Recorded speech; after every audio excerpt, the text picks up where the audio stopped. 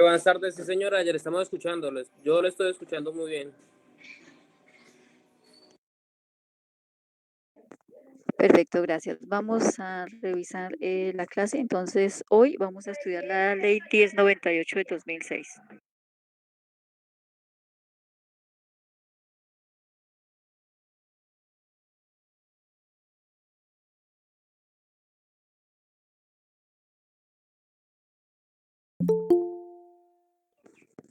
Bueno, los temas a tratar. ¿Qué vamos a tratar? Algunos fundamentos. Creo que nosotros ya, de los que estamos acá, varios ya habíamos participado en una charla anterior. Entonces, hoy vamos a ingresar de una vez a ver la ley 1098 del 2006. Entonces, iniciaremos viendo unos fundamentos constitucionales y la codificación anterior, que es el Código del Menor. Ingresaremos a ver los objetivos y principios. Digamos que vamos a hacer un breve estudio de lo que es el PAR, el proceso que se lleva ante el Instituto Colombiano de Bienestar Familiar, y algunas competencias y conflictos que se dan en el momento en que se define el proceso de restringimiento de derechos cuando estamos ante vulneración de derechos de menores. Entonces, es la temática que vamos a manejar. Vamos a ver algunos casos teóricos, vamos a referirnos a la conciliación y a algunos referentes jurisprudenciales relacionados con el tema.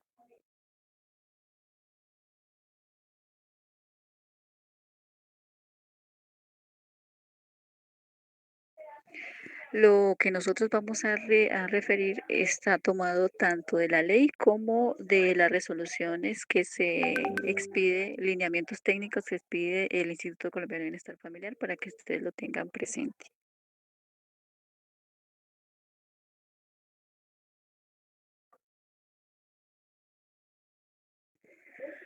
Bueno, ¿dónde encontramos el referente constitucional o el fundamento de la ley 1098? En el artículo 44 de la Constitución Política de 1991. Entonces, ¿qué protege ella? Los derechos.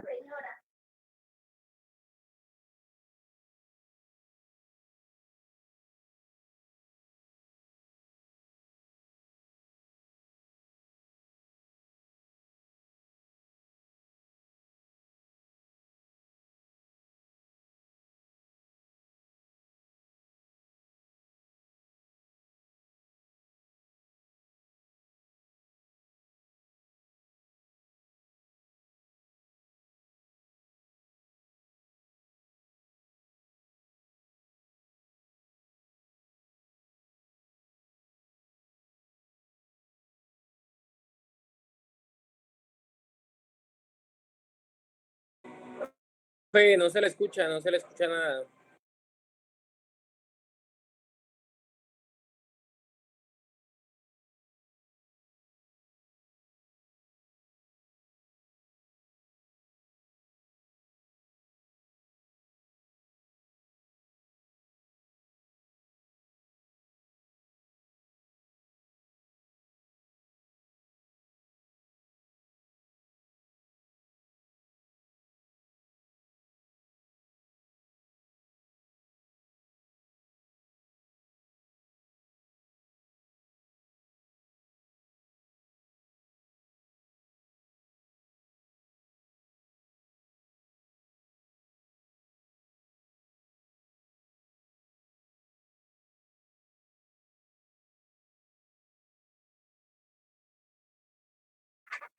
¿Listo? ¿Ya me escuchan?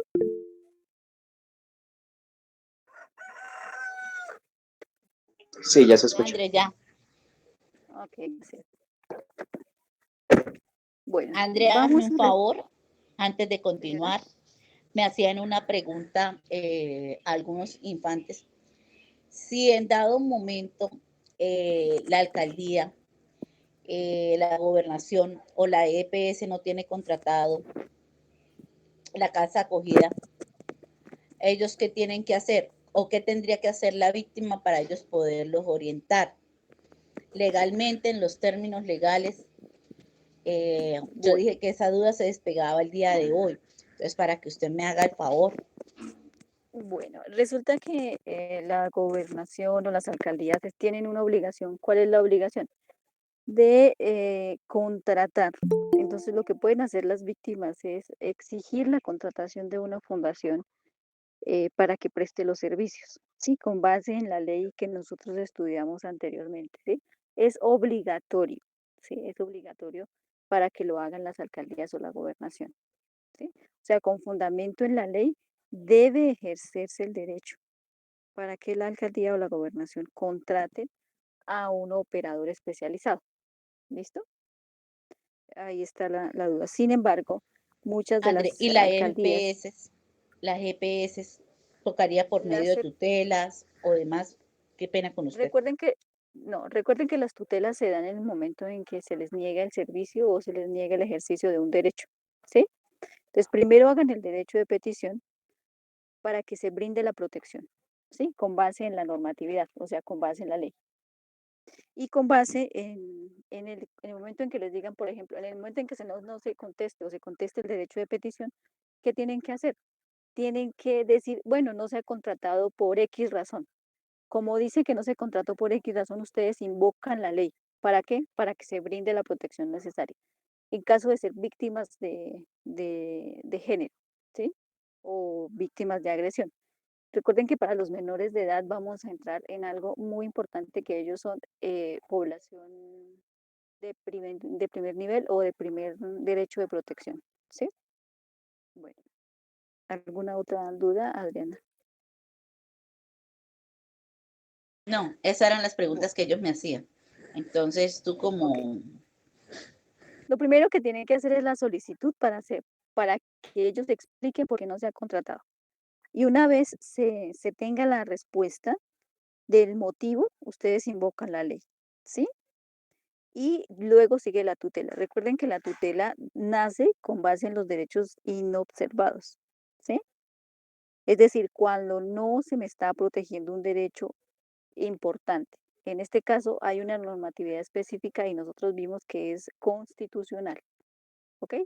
Y el derecho a la información y el derecho de petición es un fundamento constitucional para ejercer la tutela. Bueno, ingresemos acá, fundamentos constitucionales de codificación. Entonces, el derecho del niño, de los niños, niñas y adolescentes, ¿en qué momento cambió? ¿Cuándo cambió? Entonces cambió con la Constitución de 1991 y lo encontramos en el artículo 44 de la Constitución Política de Colombia. Vuelvo y le repito, esta información es tomada tanto de la Ley 1098 del 2006, de la Constitución Política y de los lineamientos técnicos del ICBF.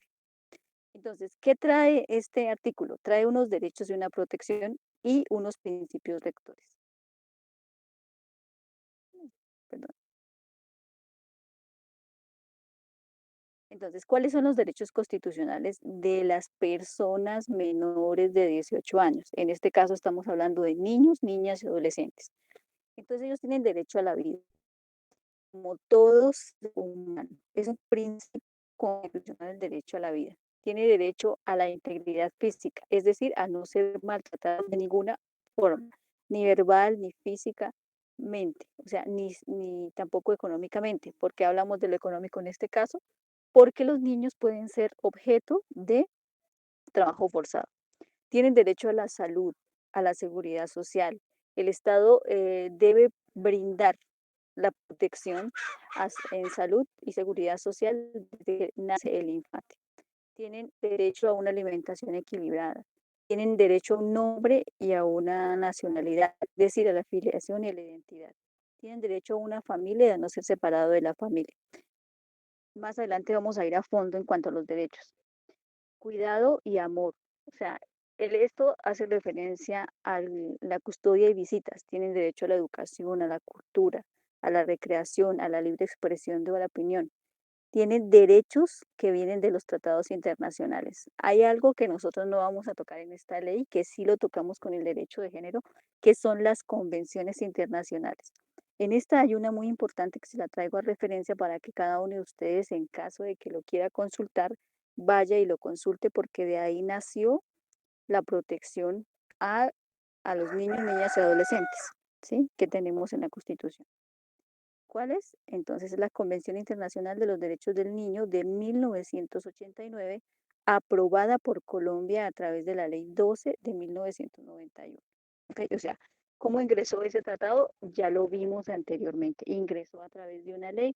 Esa ley fue la 12 que se expidió en 1991. Estos son los derechos del niño. Ahora, ¿cómo los vamos a proteger? Entonces, ahí mismo decimos que tienen protección. Entonces, ¿qué tipo de protección? Entonces, tienen a toda forma de abandono. O sea, tenemos que proteger a los niños contra toda forma de abandono, violencia física, al secuestro, a la venta, al abuso sexual, a la explotación laboral o económica y a los trabajos riesgosos. Hay algo, recuerda que nosotros hablamos en algún momento de la corresponsabilidad cuando estábamos hablando del derecho a la familia o del derecho de género. Entonces, en este caso es lo mismo. Los niños, niñas y adolescentes se les aplica la corresponsabilidad. En una diapositiva que nosotros vamos a ver más adelante, vamos a observar que anteriormente solamente el Estado era el que protegía al niño. O sea, es decir, yo tengo un hijo, una familia tiene un hijo y bueno, yo cumplo, lo tengo y si quiero lo puedo mandar a estudiar o si no, no lo puedo mandar a estudiar. Entonces acá entra el Estado a proteger a los niños como tal y hace corresponsable o de la misma forma responsable a la familia, a los entes de salud, a la familia extensa y la familia nuclear. Vamos a aclarar una cosa y tengo una pregunta para ustedes. ¿Qué es la familia nuclear y qué es la familia extensa? ¿Alguien de los asistentes que por favor me dé respuesta?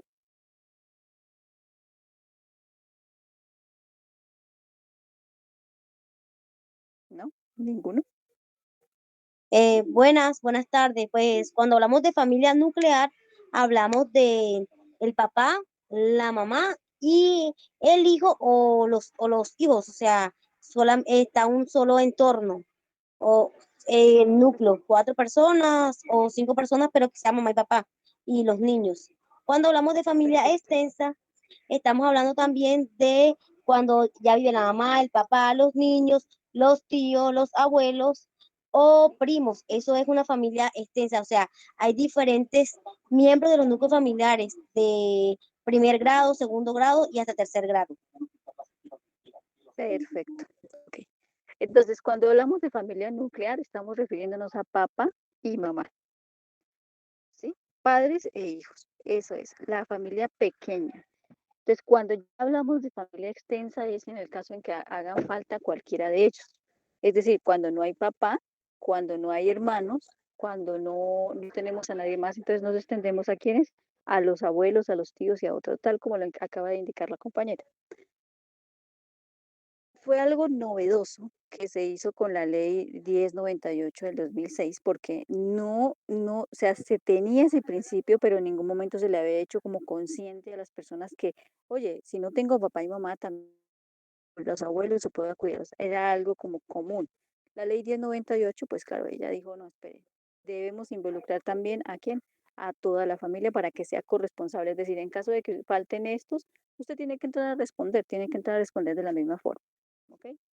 Exigibilidad de sus derechos. Entonces, en este caso, no solamente le digo yo a los papitos, oiga, venga, hágase exigible el derecho, yo quiero que me den, yo quiero que me hagan, yo quiero, no, sino que también tiene la obligación de responder por el niño, la niña y el adolescente. Por ejemplo, cuando hay un accidente o una infracción de un niño o de un adolescente, también son responsables los padres en cierta medida.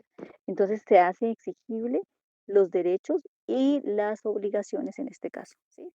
Aquí prevalecen más los derechos más que las obligaciones porque estamos hablando de cosas de los menores, cosas de niños, de personas menores de edad. Veamos la codificación para menores. Entonces, ¿qué sucede? Resulta que en la codificación anterior, vamos a revisar, existía el Código del Menor que lo traíamos, que era el decreto 2737 de 1998. Este nació con la constitución política anterior, que fue en 1996, y aquí les traigo algunas diferencias, ¿sí? ¿Cuáles diferencias son esas? Entonces, que anteriormente nosotros hablábamos de menor, Con la ley 1098 del 2006 y la Constitución de 1991 ya no hablamos de menor ni de menores, sino ya decimos niñas, niños y adolescentes, ¿sí? Ya diferenciamos un sujeto de otro sujeto, ¿sí? Ya no todos son menores. Nosotros nos referimos a, por ejemplo, menores de edad, ¿sí? Entonces, no, aquí ya tenemos que hacer una gran diferencia. Vamos a referirnos en el Código del Menor a apéndice de la familia. O sea, es decir, el niño, la niña y adolescente era algo adherido a la familia. En este caso, ya con esta normatividad, hacemos referencia a un sujeto independiente que es titular de derechos y que asimismo generamos una protección a los niños, niñas y adolescentes. Es decir, no es algo más que se adhiere a la familia como un apéndice, como algo que nosotros insertamos a la familia, sino que no, es un sujeto como tal y es sujeto de derechos y de protección. ¿Mm? Hablamos de situación irregular. Entonces, cuando nosotros nos referíamos anteriormente al Código del Menor, decíamos que era una situación irregular, es decir, un abandono, que no tenía familia o que tenía comportamientos desviados, en ese entonces llamábamos. Actualmente, con la ley 1098 del 2006, no vamos a hablar en esos términos, sino que vamos a decir que el niño, la niña y adolescente necesita una protección integral. Es decir, no se requiere que el niño esté abandonado para que nosotros ejerzamos el derecho a protegerlo. No se requiere que el niño tenga un comportamiento desviado o que los niños y niñas, digamos que tengan comportamientos desviados, no, sino que los niños ingresan en una etapa o en determinadas etapas de la vida a generar ciertas situaciones debido a su comportamiento, ¿sí? Entonces, ya hablamos de protección integral. Desde acá en la anterior ley nos referíamos a solucionar problemas. Nosotros en este caso con la ley 1098 ya no solucionamos problemas. Ya no vamos a decir, ay, no es que el niño está entrando en un comportamiento desviado y tenemos que solucionar ese problema. No, son situaciones que tenemos que prevenir. Entonces, con la ley 1098 del 2006 empezamos a prevenir esas situaciones y esos problemas que se hacen a través de formulación de políticas, ¿sí? Sociales, de protección. ¿Para qué? Para garantizar que el niño, como es sujeto de derechos, él pueda ejercer esos derechos y tenga las garantías suficientes que los pueda, para que se puedan proteger. Vamos a hablar de protección ante afectables derechos, ya no vamos a hablar de problemas, vamos a solucionar, vamos a restablecer los derechos de los niños afectados, ¿sí? O sea, ya no vamos a decir, ay, pobrecito el niño, no, sino vamos a ver qué requiere el niño o la niña adolescente para que nosotros podamos solucionar esa situación que se está viviendo. Entonces, el Estado entra a realizar políticas públicas para mejorar esas condiciones, ya sean condiciones, ¿qué tipo de condiciones mejora el Estado? Las básicas, salud, educación como tal. ¿M? Entonces, ¿qué educa? ¿A quiénes educa? Entonces, el Estado entra no solo a educar al niño, sino también a la familia. Por eso se hace una educación integral.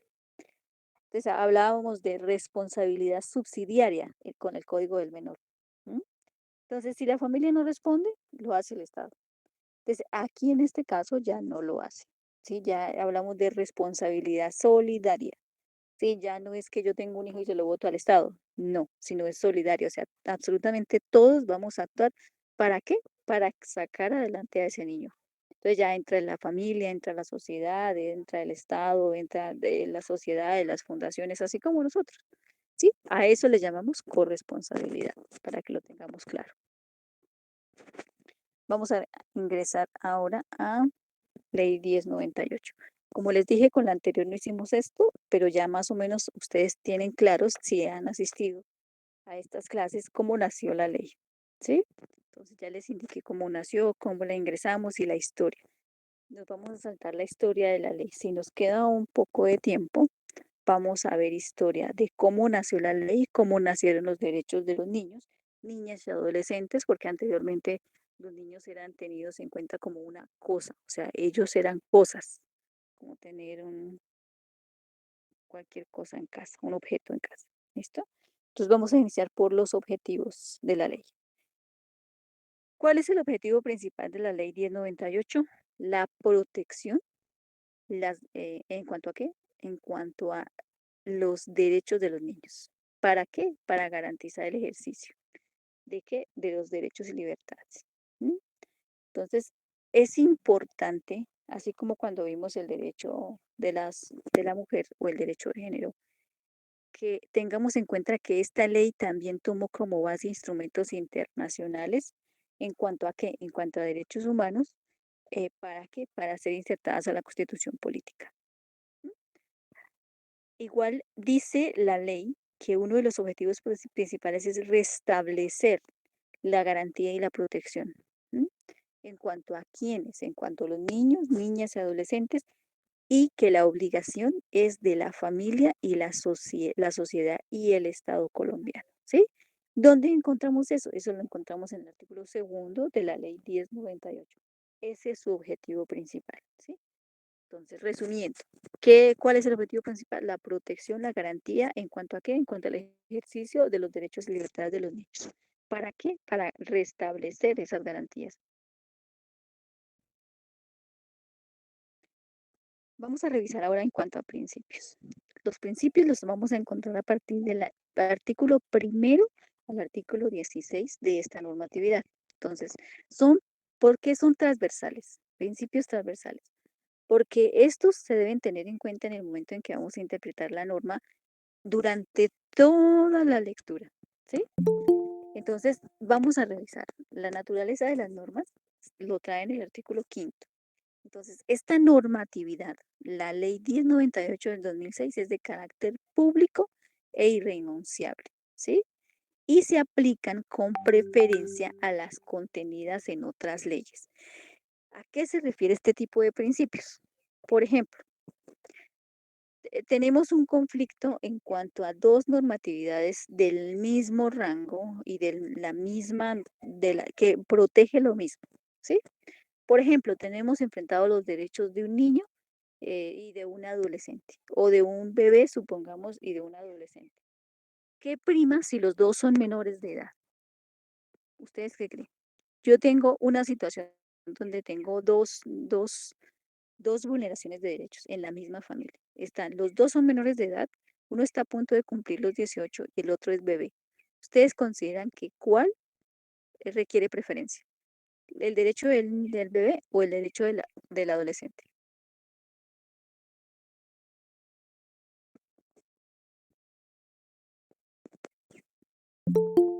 ¿No? ¿Ninguno? Bueno, cuando nosotros hablamos de derecho de preferencia, entonces dice que eh, van por encima de los derechos por ejemplo, en este caso del bebé, ¿sí? ¿Por qué? Porque él requiere más protección que el adolescente, porque el adolescente ya ha quemado unas etapas de vida y él ya tiene como la manera en que él puede protegerse a sí mismo o reclamar ciertos derechos. En cambio, el bebé o el niño, no, él aún no. Entonces requiere mayor preferencia. Si nosotros nos encontramos en un proceso que un niño o están dos niños y un adolescente, entonces preferimos al niño. A esto se refiere el derecho de preferencia. O sea, aplicamos la normatividad para el niño como tal. ¿Ok? Ahora, vamos en cuanto a las reglas de interpretación y aplicación. Eso está en el artículo 6. Favorabilidad. ¿Mm? En cuanto a la favorabilidad, se dice que se debe aplicar la norma más favorable al interés superior del niño, niña y adolescente. Por ejemplo, si un niño ha sido abandonado y vienen los padres y nosotros nos damos cuenta. Cuando yo hablo de nosotros, me refiero a la persona que está haciendo la investigación, en este caso, por ejemplo, el defensor de familia, se da cuenta que el niño ha sido abandonado y que el papá viene a reclamar el niño, pero dentro de la investigación que el ICBF realiza o que la comisaría de familia realiza, se da cuenta que el papá es un irresponsable o que el papá ejerce violencia sobre el niño, pero él tiene derecho a ver al niño y una familia, sí lo tiene, pero nosotros tenemos que separar al niño. ¿Por qué? Porque es favorabilidad para el niño. Bueno, protección integral. Entonces se reconoce al niño, niña, adolescente como titular de derecho, ¿sí? Se reconoce que debemos prevenir la amenaza ante una situación de vulnerabilidad y hablamos de restablecer sus derechos de inmediato. Por ejemplo, los niños tienen derecho a no ser separados de su familia. Claro que sí, tienen derecho a no ser separados de su familia. Pero ¿qué sucede cuando la familia es la que violenta al niño? Son dos derechos enfrentados. Tiene derecho a no ser separado de su familia, pero nosotros tenemos que proteger su vida, su integridad física. Entonces, ahí entra a hacer referencia al restablecimiento inmediato, o sea, o es ya o es ya. Tenemos que sacar al niño o tenemos que hacer que se le proteja el derecho al niño, niña y adolescente. Bueno, vamos a revisar qué es inobservancia, qué es amenaza y qué es vulneración de derechos. Esto también lo 2006. Entonces, inobservancia de derechos. Cuando decimos inobservancia es incumplimiento, omisión o negación de acceso a un servicio. Por ejemplo, los niños tienen derecho a que los niños estudien. ¿Qué sucede cuando no van a la escuela desde pequeños? Entonces están siendo inobservados sus derechos. ¿Qué sucede cuando no llevan al niño a un centro médico para ser atendido? Están siendo inobservados sus derechos. ¿Qué sucede cuando las mamitas se niegan a vacunar los niños? Están siendo inobservados sus derechos. Entonces, cuando nos referimos a inobservancia es que están dejando de verse o de atenderse los derechos que tienen los niños. ¿Sí? Entonces, ¿qué hacen o quiénes actúan? Entonces, es el Instituto Colombiano de Bienestar Familiar, la sociedad civil y las personas naturales las que debemos garantizar el ejercicio pleno de los derechos de los niños, niñas, adolescentes. ¿Sí? Que se encuentren acá en el territorio nacional y que se encuentren en el territorio extranjero. ¿Sí? Es decir, si un niño es separado de su familia y se lo llevan para el extranjero, ¿ustedes creen que nosotros podemos ejercer el derecho de protección del niño? Claro que sí, claro que sí. Debemos, así él se encuentre por fuera, si por ejemplo nosotros decimos que él fue separado de su familia arbitrariamente, como ciudadanos colombianos podemos hacer ejercicio de nuestro derecho. ¿Para qué? Para que se le proteja al niño el derecho a no ser separado de su familia. Si arbitrariamente el niño fue separado de la misma. ¿Ok? A esto se refiere la inobservancia de los derechos. Amenaza de los derechos. Se dice que la amenaza es cuando la situación es de riesgo, o sea, el niño está en peligro de, por ejemplo, de muerte. ¿Mm? Cuando se abren muchos procesos de restablecimiento de derechos en el Instituto Colombiano de Bienestar Familiar, se hace simplemente la observación. Entonces empiezan a revisar qué tanto el niño está en riesgo, qué tanto la niña, qué tanto el adolescente, y se inician a tomar una serie de medidas para que los niños sean protegidos. ¿M? Pero cuando ya el niño se encuentra en peligro inminente, entonces se amenaza su derecho, como por ejemplo su derecho a la vida. Como lo vimos, está en la Constitución política, él tiene derecho a vivir en armonía, en tranquilidad, con educación y demás. Entonces, la amenaza, cuando estamos hablando de amenaza, es algo que es de riesgo, o sea, que el niño está en inminente peligro, su vida está en inminente peligro. Vulneración de los derechos. Entonces, ya cuando hablamos de vulneraciones, cuando, por ejemplo, se les causa daño, cuando se les causa un perjuicio, cuando se causa una lesión. Entonces, ¿qué tipo de lesión o qué tipo de daño? Entonces, aquí hay un pro y un contra en cuanto a la forma en que se le vulneran los derechos a los niños. ¿Por qué razón? Porque puede causársele, por ejemplo, un daño físico. Cuando ustedes como padres, y aquí hay padres, o yo como madre, entonces le siento un correazo a mi hijo y ya le causó al niño un daño físico. ¿Sí? El niño le quedó la marca, por ejemplo, del juetazo que le di. ¿Sí? Entonces, eso es un daño. Aparte de que le estoy haciendo un daño físico, le estoy causando un daño psicológico al niño.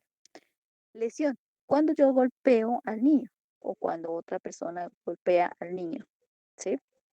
un perjuicio. Se causa un perjuicio cuando el niño no accede a la educación.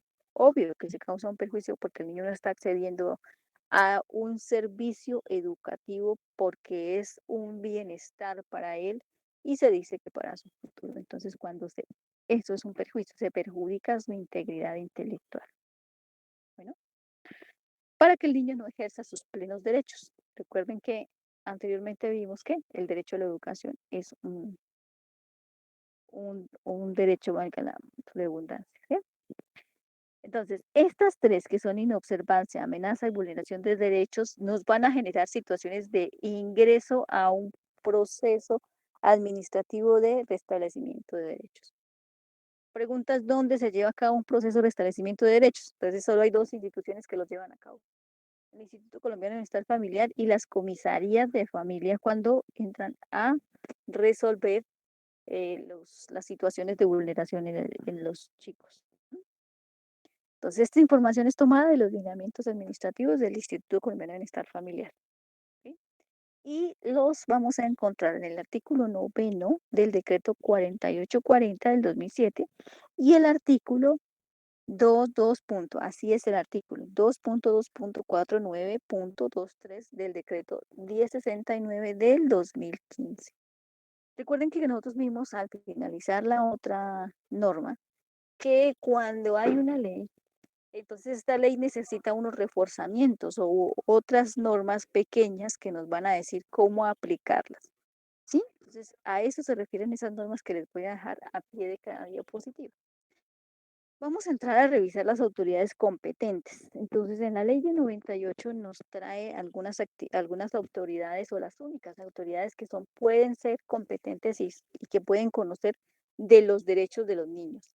Entonces, aquí vamos a resolver quién y ante quién acudo en caso de que yo conozca de una vulneración de derechos de niños, niñas o adolescentes. Entonces, tenemos autoridades administrativas. Entonces, las autoridades administrativas son tres. El defensor de familia, las comisarías de familia y el inspector de familia. ¿Cuándo conoce un defensor de familia? Entonces, conoce un defensor de familia en casos de ciudades grandes, por ejemplo, la ciudad de Valledupar. Está dividido en centros zonales y como hay defensorías, entonces conoce en primera instancia a ellos. Recuerden que en ciudades grandes hay comisarías de familia e inspecciones de policía.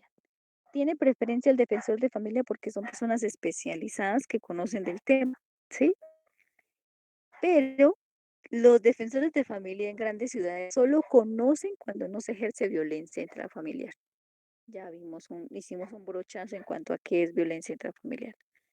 Los comisarios de familia conocen de vulneración de derechos de niños, niñas, adolescentes cuando hay violencia intrafamiliar. Y el inspector de policía exclusivamente conoce de casos cuando no hay defensor de familia y cuando no hay comisaría de familia, ¿sí? Hay lugares en Colombia donde no hay ninguno de estos dos, ¿sí? Entonces, cuando no hay ninguno de estos dos, conoce el inspector de policía y aplica la misma normatividad y los mismos lineamientos. ¿Dónde encuentran esto? En el artículo 96, 97 y 98 de la ley 1098 del 2006. ¿Okay? Vamos a revisar las autoridades no administrativas. Entonces, las autoridades no administrativas hacen referencia a la autoridad étnica, es decir, cuando estamos refiriéndonos a niños que sean de población indígena, ¿sí? Y a los jueces de familia o a la justicia ordinaria. Entonces, ¿cuándo conoce el juez de familia? Cuando hay pérdida de competencia, sea del defensor de familia, del comisario o del inspector de familia.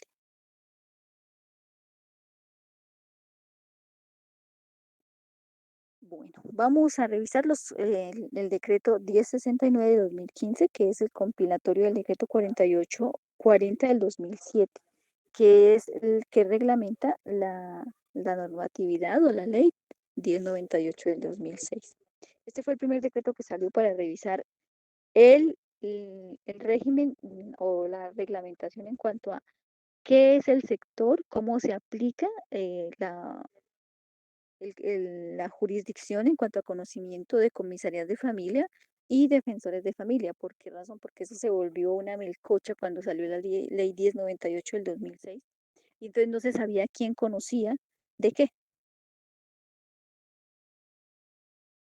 Entonces dice este decreto lo siguiente, dice que de acuerdo a la cantidad y densidad de la población, hay cierto número de comisarías de familia.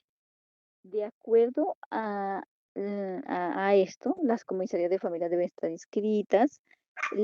Habla sobre la financiación de las comisarías de familia, habla sobre la clasificación de los municipios. Para las comisarías de familia, habla en cuanto a las competencias del defensor de familia y del comisario de familia, habla en cuanto a la conciliación extrajudicial en materia de familia y la función de articular absolutamente toda la normatividad en función de protección de los niños, niñas y adolescentes. Bueno, y nos dice qué medidas de protección se deben hacer o se debe hacer el ejercicio que para proteger el derecho del niño.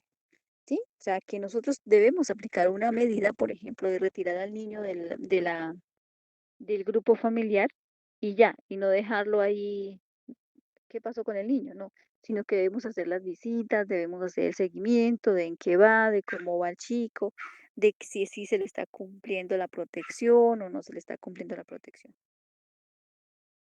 Entonces, vamos a conocer qué es el proceso administrativo. Es decir, el proceso que se lleva ante quiénes, ante comisarías de familia y ante defensores de familia, ¿sí? Entonces, ¿qué es concurrente o qué es similar en estos dos procesos? Que van a conocer de inobservancia, de amenaza y de vulneración de los niños, ¿sí? Recuerden, en el contexto o cuando estamos hablando de que a un niño se le están vulnerando sus derechos o están siendo inobservados o están siendo amenazados y existe violencia intrafamiliar, conocen exclusivamente quiénes, las comisarías de familia, ¿ok? No podemos enviar un caso o no podemos denunciar un caso donde, por ejemplo, hay violencia intrafamiliar, que el señor llega borracho cada 8 días y golpea a la señora y de paso amenaza a los niños y luego llevamos ante quién, ante el defensor de familia. No, debe llevarse ante la comisaría de familia porque es de competencia exclusivamente para ellos. Es decir, son recurrentes en cuanto a que los chicos y las chicas son amenazados, inobservados o vulnerados sus derechos, pero es exclusiva la competencia cuando hay violencia intrafamiliar de las comisarías de familia. Bueno, entonces, subsidiaria. Entonces, ¿cuándo es subsidiario? O sea, cuando no hay defensorías de familia, ¿sí? A excepción de la declaratoria, a excepción de la declaratoria de adopción o de adaptabilidad, asume la comisaría de familia. Asume la comisaría de familia, ¿sí? Entonces, cuando no hay defensoría, asume la defensoría. Cuando no hay comisaría, asume la inspección de policía. A eso se refiere la subsidiariedad. A falta de uno, asume el otro. ¿Ok? Ahora bien, vamos a revisar algo que es la prevención. ¿Sí? No compete ni atenderá verificar derechos adoptando medidas provisionales de emergencia, remisión al competente al día hábil siguiente. ¿Qué sucede? Resulta que, por ejemplo, vemos que hay una inobservancia de derechos o hay una amenaza inminente y entra la comisaría de familia. Pero la comisaría de familia no es competente, es decir, a ella no le toca conocer de ese caso. ¿M? Entonces, la prevención es, la comisaría de familia puede sacar al menor, así no haya violencia intrafamiliar, a adoptar medidas provisionales de protección al niño. Pero inmediatamente al siguiente día deberá enviarse al defensor de familia porque la comisaría no es competente. ¿Sí? ¿Me hice entender? Es decir, Yo, como comisaría, tomo la medida porque llegó. Alguien llegó y me dijo, oye, mire, están siendo vulnerados el derecho a la vida del niño tal, ¿sí? No sé, un tercero vino y lo golpeó. Y en esa familia no hay violencia intrafamiliar. Eso quiere decir que la comisaría no es competente. Entonces ella toma la medida, que la medida puede ser sacar al niño de la familia porque está siendo vulnerado su derecho a la vida y protegerlo, ¿sí? Y inmediatamente remitirlo, seguido. O sea, ya, hoy lo conocí, atiendo la situación, tomo la medida y lo remito inmediatamente al defensor de familia, porque no es de mi competencia como tal, ¿sí? Todo esto lo vamos a encontrar en dónde? En la ley 1098 del 2006. Es de esto trata, de cómo se atienden a los niños, de qué tiene que hacer la comisaría de familia, de qué tiene que hacer el defensor de familia. Y si no hay defensor y no hay comisaría, vayan a la inspección de familia. Digo, a la inspección de policía. ¿Sí? Vamos en cuanto a lo residual, o sea, a lo que conocen, eh, lo que conoce el inspector. Entonces, el inspector de policía conoce de manera residual, o sea, cuando no hay, que eso ya es muy poco, yo creo que en algunos corregimientos apartados donde no hay comisaría o no hay defensoría. Entonces, cuando no hay defensoría y no hay comisaría, estas funciones, ¿quién las asume? Las asume el inspector de policía del su lugar. Es decir, que el inspector de policía está obligado a proteger los derechos de los niños. Sí está obligado a proteger los derechos de los niños, única y exclusivamente cuando no hay defensoría y no hay comisaría. ¿Dónde lo van a encontrar? En estos decretos que les estoy diciendo que son decretos reglamentarios. El decreto 4840 del 2007 y el decreto 1969 del 2015. ¿Sí? Que reglamentan lo que trae la ley 1098 del 2006. Vamos a revisar algo que son los conflictos de competencia y algunos casos ilustrativos. ¿Sí? Entonces, antes del 2016. Entonces se dice que en ese entonces, antes del 2016, las autoridades de orden nacional y el Consejo Civil, entonces ellos dividían como las cargas y nosotros acudíamos a estas entidades para que ellos nos definieran los conflictos de competencia. ¿Sí? Entonces dice que cuando no conoce la comisaría, cuando no quiere conocer la comisaría y no quiere conocer el Instituto Colombiano de Bienestar Familiar y se botan la pelota entre los dos o tienen diferencias de criterios para resolver un mismo caso, de quién es el conocimiento, o sea, a quién acude el defensor de familia o a quién acude la comisaría de familia para que le resuelva ese conflicto, para que le diga quién tiene competencia o quién se lleva la pelotica. Entonces, ¿ante quiénes acudimos? ¿Ante quiénes deben acudir? Deben acudir ante los tribunales administrativos, ya sea de orden departamental, ¿sí? Distrital o municipal, ¿sí? Entonces, siempre hay unas cabeceras de circuito. Nosotros llamamos así cabeceras de circuito, es decir, que conocen de ese caso. Es decir, si hay un conflicto de competencias entre el ICBF y las comisarías de familia, entonces se hace un escrito, ya sea del ICBF, del defensor de familia, o ya sea de la comisaría de familia, en el cual digan, no, mire, yo no soy competente por X, X, X y X, ¿sí? Y se remite inmediatamente al eh, tribunal y el tribunal decide quién tiene la razón para que se lleve la pelotica o para que conozca del conflicto o de la situación de vulneración de derechos. Obviamente, ¿qué sucede mientras se me resuelve el conflicto? Lo que sucede es que el niño debe ser protegido. Es decir, ya sea que lo tenga el ICBF o ya sea que lo tenga la comisaría de familia, recuerden, la única residual es el inspector de familia. Ellos deben tomar las medidas de protección. Es decir, el niño no puede quedar desamparado. ¿Sí? No puede decir, no, es que como no tengo competencia, entonces yo no hago nada. No, así haya conflicto de competencias, el niño debe mantenerse bajo la protección y haber tomado las medidas relacionadas para que no se vulnere sus derechos. Recuerden que son normas preferentes. Ahora bien, ¿recuerdan la ley 1564 del 2012? Ya la vimos. ¿No? Creo que algunos de los que están acá presentes estuvieron con nosotros en las charlas de esta ley. Entonces dice que la competencia de los jueces de familia es única y exclusivamente, ¿sí? Conocen de los siguientes asuntos, ¿sí? Cuando conocen de un conflicto de competencias, los jueces de familia en única instancia, entonces, son los que se susciten entre los defensores de familia y los comisarios de familia y los inspectores, ¿sí? Es decir, acudo al juez de familia y le digo, oye, mira, tengo este conflicto. Recuerden que en los municipios pequeños no hay jueces de familia, sino hay jueces promiscuos municipales. Ellos no tienen la potestad de conocer de conflictos, ¿ok? De este conflicto.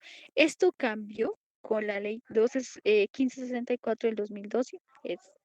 ¿Por qué? Porque anteriormente lo traían diferente. Vamos a revisar unos casos ilustrativos, algunos casos que nos dan a entender que cómo será un conflicto de competencias. ¿En qué caso se da? Entonces, yo les traje algunas sentencias que son ilustrativas, por ejemplo, cuando hay violencia intrafamiliar eh, o cuando se entiende que es una familia o una unidad doméstica. ¿M? Por ejemplo, violencia, no solo el maltrato físico es violencia, eso nosotros ya lo vimos, ¿sí? Sino que también puede ser psicológico, puede ser moral o puede ser que haya, por ejemplo, instrumentalización de los hijos. ¿Cuándo? Cuando, cuando se da una instrumentalización de los hijos. Cuando, por ejemplo, en medio de una pareja nosotros usamos a nuestros hijos para manipular a la pareja, ¿sí? O, sí, para obtener un beneficio para mí como pareja, ¿sí? Entonces, ¿qué estamos haciendo nosotros? Estamos usando a nuestro hijo como un instrumento, bueno, como tal. Asimismo, cuando hay descuido o cuando hay negligencia de los padres. ¿M? ¿Qué sucede? Violencia intrafamiliar. Entonces, hay una inadecuada relación de los padres en el uso de los niños, niñas y adolescentes. ¿Para qué? Para dibujar la imagen del otro, ¿sí? Entonces, por ejemplo, cuando hay inasistencia alimentaria, se ve mucho que las parejas se separan, se van cada uno por su lado y empiezan a hablar mal del otro papito. Empiezan a decir es que su papá no sé qué, o es que su mamá X, o es que sí, o es que a mí me toca sola, o es que a mí me tocó solo, es que a mí me tocó trabajar, es que su mamá no le da nada, es que su papá no le da nada, es que su mamá no ayuda, es que su papá no ayuda, ¿sí? Eso se llama desdibujar al otro padre, ¿sí? Sea la mamá o sea el papá, ¿ok? Entonces, dice que hay una indefinición de alimentos, es decir, no se encuentra definido quién proporciona los alimentos para el hogar. Entonces, no hay un acompañamiento en cuanto a los temas de escolaridad, es decir, en cuanto a cómo los chicos van a hacer sus tareas, quién los está orientando, quién los puede ayudar. O, por ejemplo, cuando uno de los papitos o de las mamitas es alcohólico o, por ejemplo, bebe frente a la novia o frente al novio, o está llevando al novio, a la novia, o a cuantas veces el novio o la novia quieran llevar a casa, ¿sí? Entonces, todo esto que les estoy contando es violencia intrafamiliar, ¿sí? Estas situaciones que se dan dentro de un hogar, ¿sí? Como ustedes lo pueden estar leyendo o lo pueden estar viendo ahí. Entonces, todas estas son situaciones que se dan para que conozcan quién, las comisarías de familia exclusivamente, ¿sí? La familia y la unidad doméstica. ¿M? Entonces, la familia y la unidad doméstica, nosotros lo revisamos en algún momento con las otras diapositivas que vimos y de la importancia que tiene. Entonces, la familia tenemos en el artículo 42 de la Constitución Política de Colombia de 1991, ¿sí?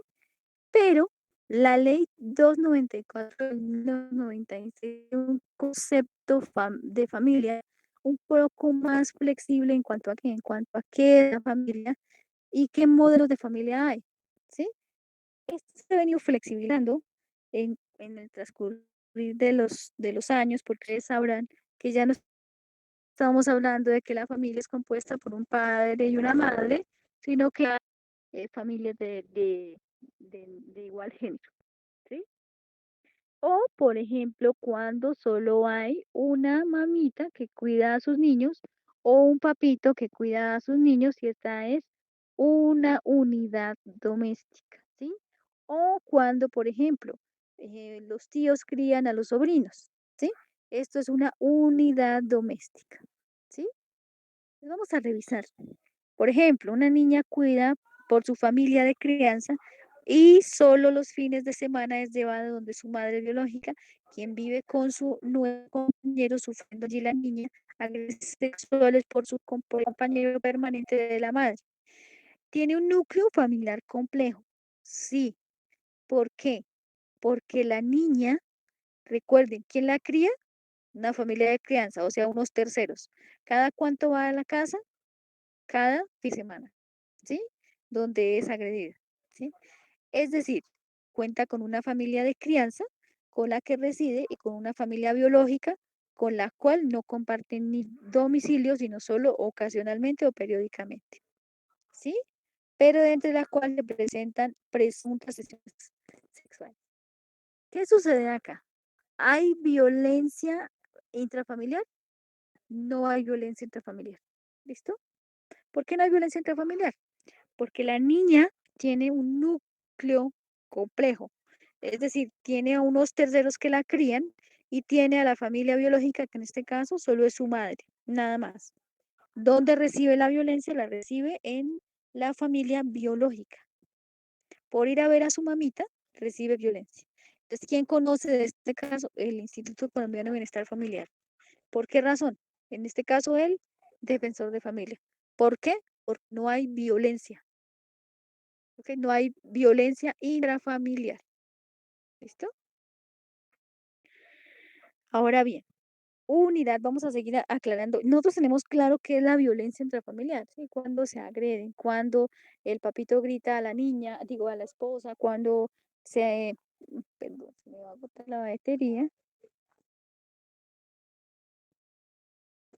Bueno, chicos, yo les voy a comentar. Primero tengo un pequeño en cuanto al internet y segundo, de presentarles en la presentación.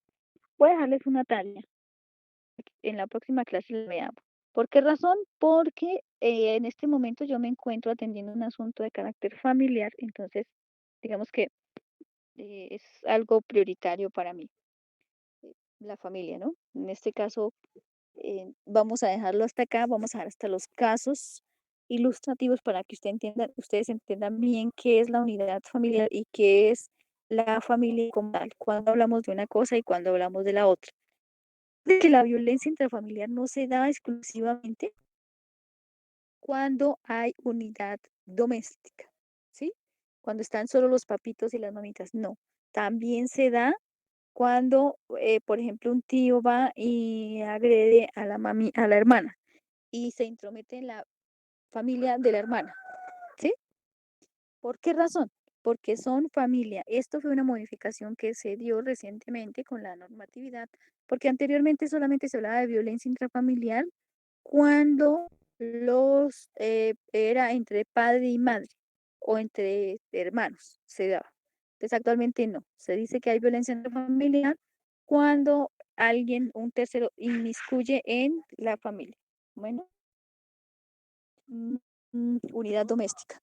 Entonces, lo mismo. Es muy parecido en cuanto a la unidad doméstica, que nosotros tenemos un agresor, un tercero que integra la unidad doméstica, pero que no hace parte de la familia como tal, ¿sí?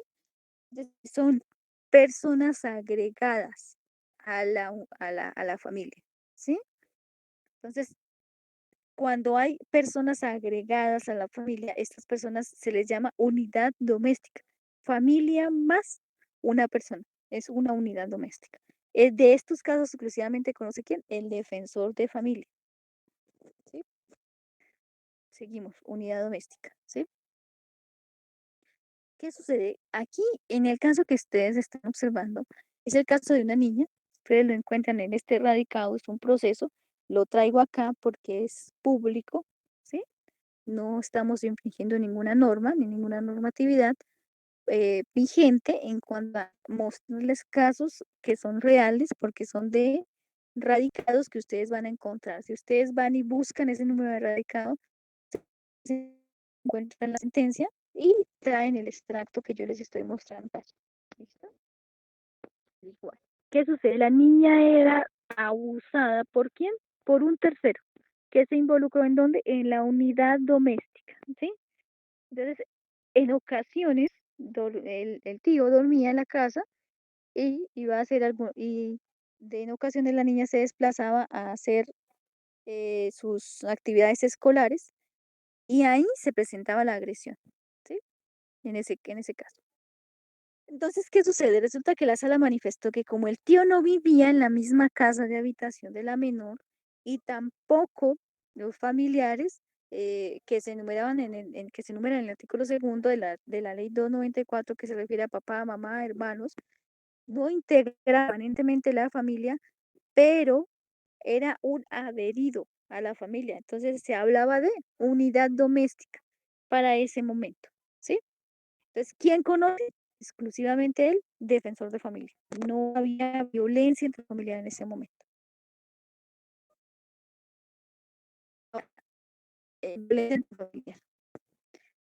La violencia intrafamiliar, como ya les dije, se da exclusivamente cuando hace parte, o sea, dentro de la unidad doméstica, la familia es compuesta por ya sea papá, mamá, tíos, sobrinos o hermanos y hermanas.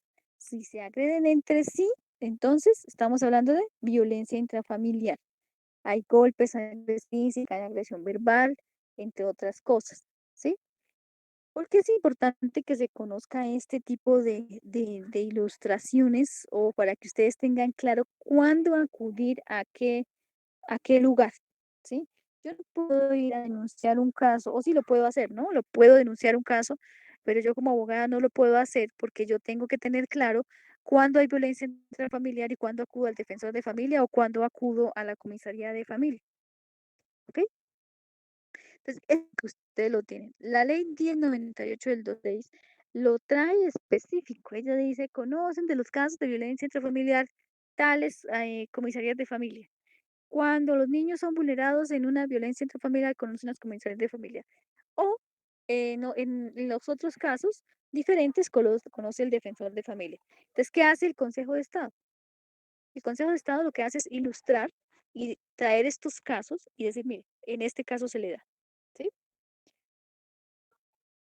Bueno, chicos, voy a dejarles para que ustedes estudien la Convención de los Derechos del Niño. ¿Mm? Es la historia de cómo nace o cómo nació la ley 1098 del 2006 y la Convención de los Derechos Humanos. Son dos, Convención de los Derechos del Niño y la Convención de los Derechos Humanos. Para que nosotros veamos continuemos en la siguiente clase, revisando algunos casos en cuanto a competencia y sigamos estudiando la ley 1098 del 2006. Ustedes me disculparán, me dispensarán. Debo retirarme de la clase debido a que me encuentro en este momento viajando hacia un lugar donde se encuentra mi abuelita que recientemente falleció. Entonces voy a atender ese caso. Nos vemos el día, no sé si Adriana esté por ahí, creo que es el día viernes o el día sábado para continuar con la clase. Sin Sí, embargo, la señora, el día profe les viernes, está incluso, comentando. doctora, incluso como ellos ya tienen grados, ellos empiezan a graduarse ahorita el 5, el 5 tienen batallón, perdón, el 6 se gradúan los de el BIM 12 y BIN 14. Y para el 19 de julio tenemos los grados del batallón del BIN 23. Entonces, pues antes de hacer la graduación, estuve hablando con los sargentos mayores y con los oficiales y suboficiales, quienes están pues apoyando los diplomados, para ver si podemos hacer un repaso de todo lo del diplomado con esto, ¿con qué? Con algunos casos que se les pueda apoyar, Dot. Entonces sería enviarle a usted el link para que cuando yo esté con ellos expongan algunos casos. ¿Le parece? Perfecto, me parece perfecto. Igual de la ley 1098 del 2006.